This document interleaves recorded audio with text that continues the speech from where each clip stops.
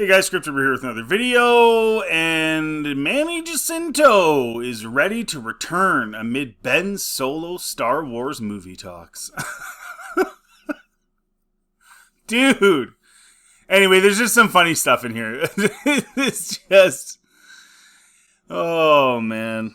They're not doing another Acolyte season, bro. Like, it lost money. They can't keep doing this. If Emperor Palpatine Rising from the Dead can be so simply explained by Poe Dameron declaring, somehow Palpatine returned, then no one's really dead in Star Wars. That's the recent sentiment from Rey and Kylo Ren fans ever since Adam Driver revealed there was a hunt for Ben Solo movie in the works, blah, blah, blah, blah, blah.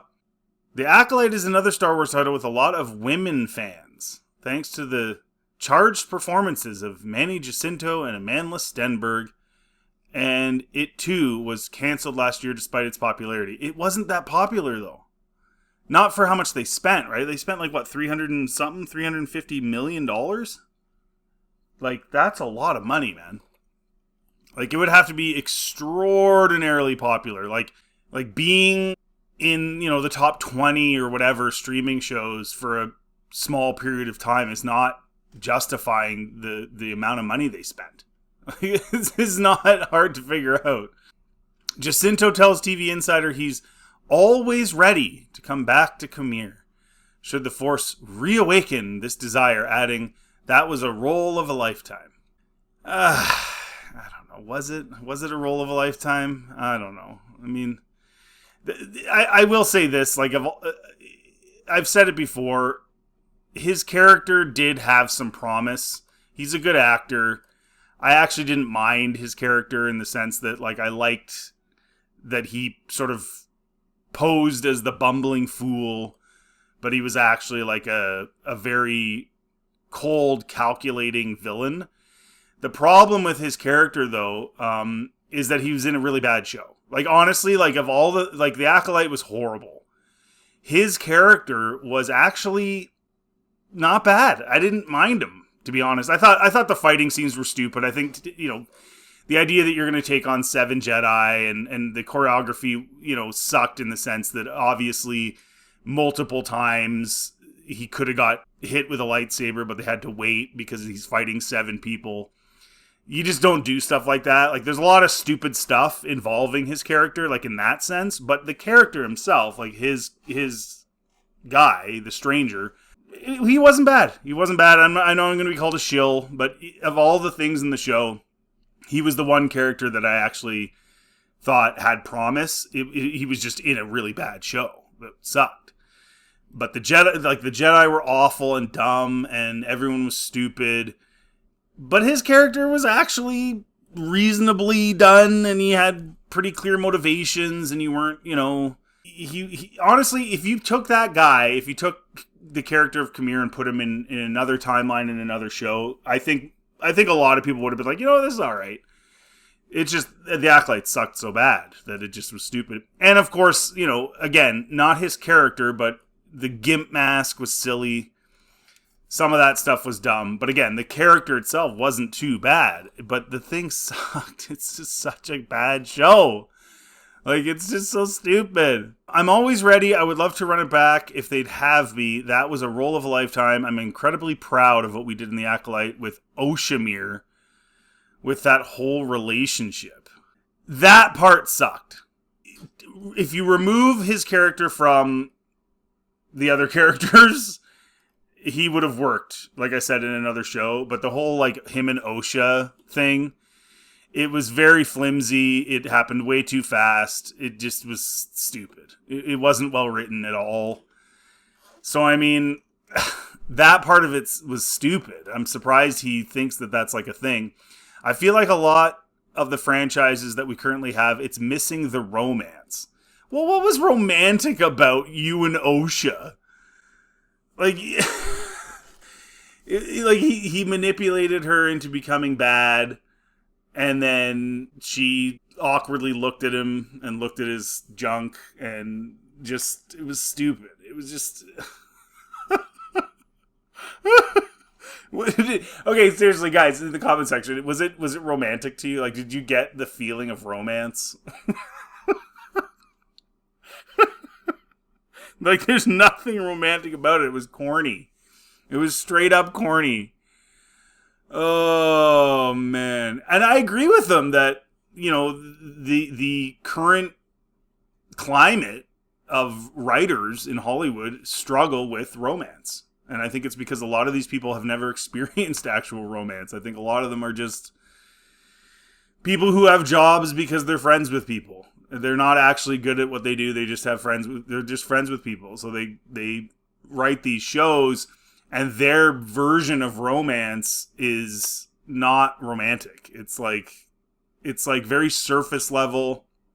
A lot of it is based on physical attributes, right? And they made that clear in the show, right? He's swimming and he's got his shirt off, and she's, it's very surface level, and they don't know how to write romance. So for him to say that it was romantic with him and Osha, it wasn't. But I do agree with him that that's something that is definitely missing. And it's been missing in Star Wars since Disney took it over. There was heavy doses of romance in George's Star Wars. Like, obviously, you can point to the corny lines and stuff that Anakin had. Of course, they were corny, and that kind of took away from that. But there was still at least romance there, despite that. And obviously, Leia and Han is extremely romantic in a very passionate and fun way. It was very good. You could laugh at them when they were fighting, but then you also understood that they really cared about each other, despite the fact that they had disagreements. There was a lot of passion there. So I agree with him there, but I don't see that with this show at all. I think it was terrible and surface level. It's missing a lot of love and relationships. We have the big fight scenes and the origin stories of these heroes and whatnot, but they don't really have a relationship with other people. It's such a weird thing, and that's why I loved the Qimir and Osha relationship, because we were taking it back to having a relationship in this big world. I think we just need more of that. I think that's what made the characters and the story more compelling, as opposed to just having a big fight sequences, which I loved. Well, again, though, it felt very flimsy and forced. It was less romantic and more just him manipulating her to go to the dark side, and then they look at each other and stuff. Like, it wasn't like again, when you compare it to the George Lucas versions of romance in Star Wars, it's not even in the same hemisphere. Even, like I said, even with the corny lines of dialogue from Anakin and Padme, it still isn't even close to that. It was just so surfacey and crappy. And again, it kind of speaks to, like, I don't know about Leslie Headland's relationships or her romantic interests, but somebody who's experienced real romance would have written that better, would have written it differently, and it would have reflected actual romance and not quasi-surfacey romance. You know what I'm saying? We say that this is the franchise that gave us one of the most iconic couples, Solo and Leia. In short, Star Wars has always had romance. And then Jacinto says it does, and it should have more. I did run into an article about, and I think Leslie cleared things up a little bit, that a possible path was that Qimir was one of the first Knights of Ren, so that was a possibility to explore.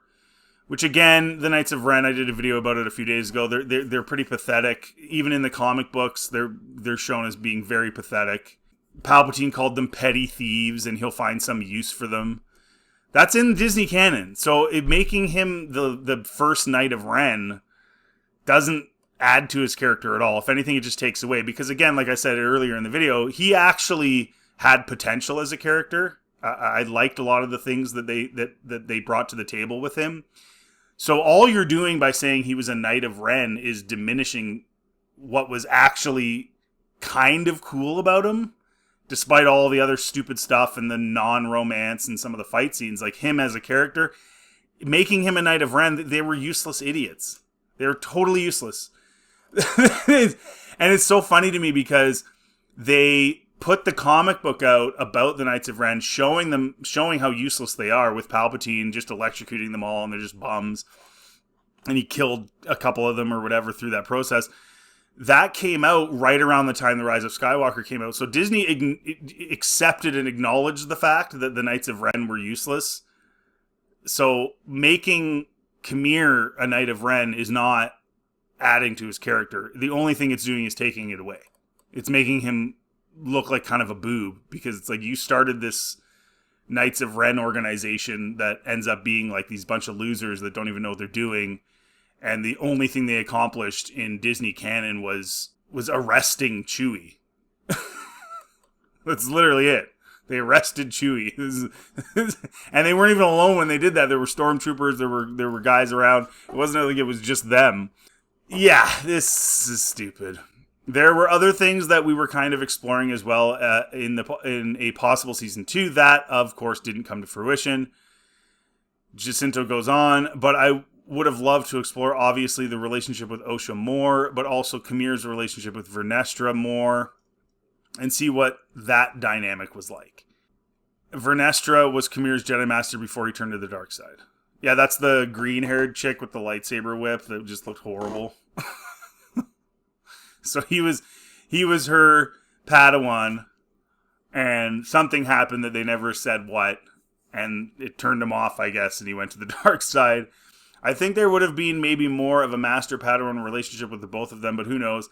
I don't know if we'll ever see it. Well, that would have to be in flashbacks, though, right? Like, that would have to be stuff that happened in the past. Like, in the show, they're separated and have no connection, so I don't know about that either. But when we say that if somehow Palpatine returned is enough to bring a character back from the dead with no further explanation, then the Acolyte can certainly return too. Jacinto laughs and says, yeah, fingers crossed, we'll see. It lost money, guys. You can't. I don't know how many times I have to say this. They're not canceling these shows because they're making money and because they're popular. That doesn't even make any sense. Why would they do that? If it was popular, like, here's the bottom line. The Acolyte was greenlit. They allowed them to make it. They trusted that it was a good idea. They trusted KK. They trusted Leslie. They made it. Turned out to be way more money than it needed to be, and didn't bring in the amount of viewers and fans that they were hoping. So they canceled it. If it was making them money and it was popular, they wouldn't cancel it. They greenlit it in the first place. So this idea that they canceled it, some people tried to say they canceled it over, like, because there's too many ethnicities in the show and, like, all this nonsense. It's like, dude, if it made money, it made money. Like, do you think they care? Like I said, they greenlit it. So they initially saw it as a viable option, and it just didn't work out. They're not just going to just make it to make it. They've lost so much money with Star Wars at this point. You know, they can't keep doing this. They can't keep blowing money and not getting a return. It's literally that simple. So this idea that we're going to keep talking about it because we're going to end up doing it. No, you're not. They can't do that. Here's the bottom line. If for example, the sequels made a ton of money, right? Because after you factor in, like, when you look at gross revenue from box office, half of that goes to the theaters. So when I see people say, oh, well, Rise of Skywalker billion, it doesn't matter. That it's actually 500 million because half of it went to the theaters. Then you take that 500 million and you factor in the budget and the marketing, it lost money. Solo lost money. The Last Jedi made very little money. The Force Awakens made some money. It probably made about $500 million. Okay, fair enough. But they spent $4 billion to get Lucasfilm. And Indiana Jones lost money. Willow lost money. Like, you could probably make a list of stuff that lost money that's longer than the list of stuff that made money. And you also paid $4 billion. So there's no room now. There's no wiggle room anymore. That's why they cut everybody off. They said, no, we're going Mando and Grogu, safe. We're not going to have a huge budget on that either. It's going to be reasonable. I think somebody said something like around 200 million, something like that. So the Acolyte spent 50+% more for its budget than a movie that's coming out. That's where they're at, right? Like, they can't keep doing this. So what are you going to do? You're going to make an Acolyte that, has like a low budget, I guess? I mean, I don't know where the money went. You guys tell me. Like, when you watch the show, it doesn't look expensive. it looks super cheap. Like, you remember when they go into that Jedi temple or whatever in the one town? It just looked cheap and crappy and dingy. It was almost like they were using like reused set pieces from other stuff, which is not totally abnormal, but they didn't spruce it up at all. They didn't try and improve it. They just kind of left it. That's what it looked like to me in some of the scenes. So the idea that it cost $350 million or thereabouts, right? 3 to 350, somewhere in there. And that's what you ended up with. Of course the shareholders are going to be like, no, we're not doing this again. Like, this is dumb. Like, where's the money going? Was it going to Leslie's friends? You know, did she just bring in a bunch of people that she knew? I don't know. I'm just saying it seems like the thing that they do. They tend to. There's a lot of nepotism, I'll say, in Hollywood right now and in Disney. So, anyways, no, Manny, this show isn't going to get made. I feel like Qimir could have been a cool character in a totally different show and a different timeline, but unfortunately, you and your character are part of a crappy show. That's basically what it comes down to. And I don't see why anybody would think in a million years that Disney would be stupid enough. Like, maybe they are, but they have been pretty stupid. But I think they finally realized that them being stupid is not conducive to having success. So I think they're finally putting their foot down, saying, that's it. We're done. We're not doing this anymore. And that's the bottom line. And so this idea that you're just gonna continuously bring this up and like, oh, I'd love to do it. It's like every few months, oh, I'd love to do it. I'd love to do it. Dude, it's over. It was a stupid show. Nobody liked it. It broke lore. It took a dump on the prequel trilogy. Took a dump on the Jedi of the prequel trilogy. It didn't make anything better. All it did was make things worse. So it's never going to happen. Even though you're ready to come back. And it was your lifetime role or whatever you said. No. Go find something else to do. You're a good actor. You can probably find a better role somewhere else. Go do that. Stop worrying about the Acolyte. Stop commenting on it. You know, let it go. Disney's let it go. Maybe it's time for you guys, the actors, to also let it go. Anyways, let me know in the comment section what you think. If you like this content, please like and subscribe. Always helps the channel. Feel free to check anything else on my channel. Have yourselves a really good